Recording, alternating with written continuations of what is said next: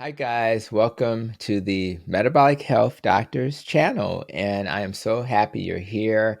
Love spreading the messages of metabolic health to each and every one of you. And today I have Emily Harveaux here today, who is a health coach. She lost 150 pounds. Can you believe that? Half of that person you see in front of you is gone, and she's here to share some messages of healing.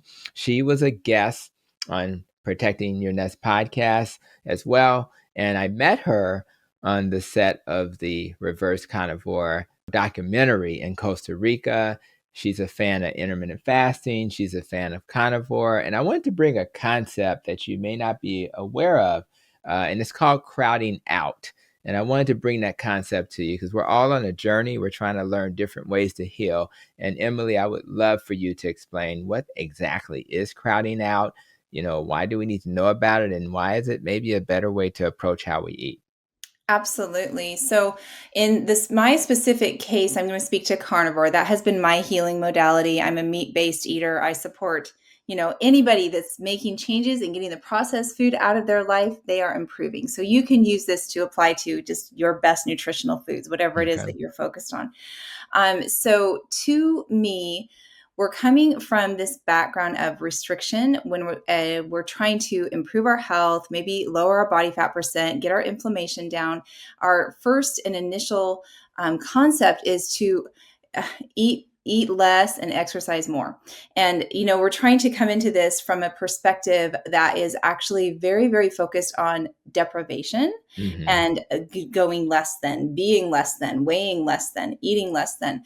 And I think that a more healthy approach overall would be to focus on things that we can add, less Mm-hmm. subtracting, more adding. Let's add the things Mm-hmm. in that are going to make our lives better. And so when it comes to nutrition, for me on the carnivore journey, I had a good 9 months before I went 100% carnivore where I was very meat based. Mm-hmm. I was actually following some macros at the time, which I don't really count macros anymore, but I can see that it helped me along my journey. It was a tool. And I had a certain protein goal that I would try to hit, which was pretty high. I was, 150 grams, which I don't necessarily eat that much anymore, but it was 150 grams in animal protein. And Mm-hmm. so for me, the crowding out was planning my meals around animal protein. Mm-hmm. And so I would, kind of enter that stuff in, and it kind of forced me to get in the habit to make sure there was always good, healthy, whole meat on my plate. And what Mm-hmm. happens when you crowd out with animal protein, your satiety signals come in Mm-hmm. a better, and you're able to feel fuller. And the animal protein doesn't cause the huge rises and the huge drops Mm-hmm. in the blood sugar. And so I just think it's a way to focus in on getting yourself to that goal of having high nutritional food without restricting yourself, focusing on what you put in first so that you can figure Mm-hmm. out what are the healthy foods that you actually enjoy and that you crave. And it helps to cut the cravings down. And so your journey is less struggle of all of these cravings and urges that you're having for food. So it was a huge component. And I actually, it helped me in another way too, Tony, because I did not have the adaptation issues that Mm-hmm. a lot of people, when they go from 100% processed food, carb, sugar, junk, and they jump right into keto, low carb, carnivore, there's this keto flu adaptation. And they think, Mm-hmm.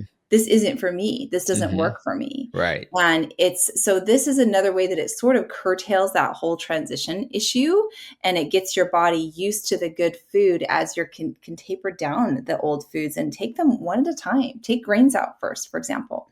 Just choose one category that you can focus on keeping out, sweeteners, perhaps sugar, Right.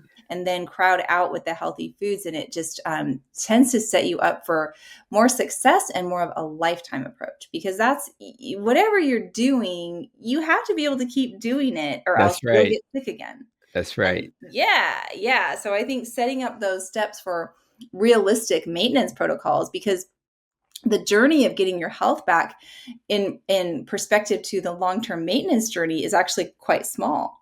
And so you want to start it in the way that you're going to continue it.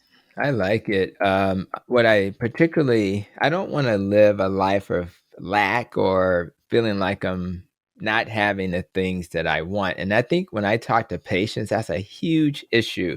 Doc, I can't eat any of the things that I enjoy. What are you trying to do? And I think that's the first thing that makes sense. Like, let's not think of it in that context. Let's eat more of the things that you are supposed to eat and focus on those, and then don't think about the things, it's a mindset. But I love the idea, even if a person's not carnivore, to start eating the most nutrient rich food first. So if I start eating the ribeye, Mm. and if I'm still eating plants, I put that secondary, then I would have already consumed the nutrients that matter, the essential amino acids and essential fatty acids. So I think that is important. And then I think it's also important that you message there are things that you have to kind of ease into, and you just got to give your body a chance to. There's so many people come to me and say, I can't eat that way, doc, I just can't tolerate meat.